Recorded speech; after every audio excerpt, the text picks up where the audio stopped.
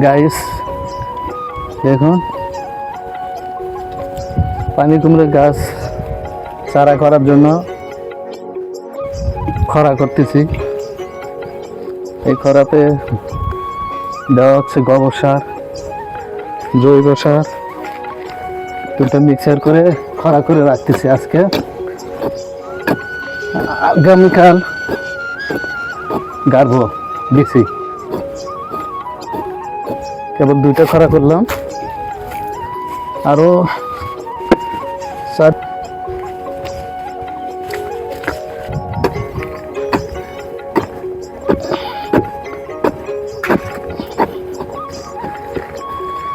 দুটোই ঘাসটা করলো তো।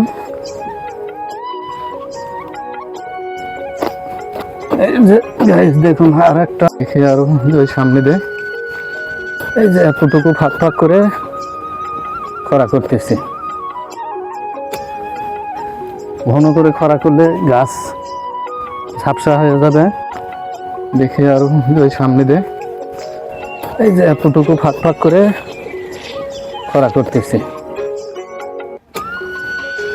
ঘন করে খরা করলে গাছ ঝাপসা হয়ে যাবে, তাই ফাঁকে ফাঁকে করে খরা করতেছে।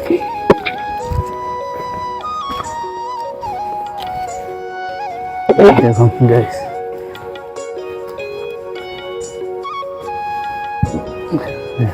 আবার নিড়ে দিতে হবে, নিড়ে দিয়ে পানি দিতে হবে, তাহলে আরো ভালো হবে, দেখতেও সুন্দর হবে, পেঁয়াজের গোটো বড় হয়ে যাবে।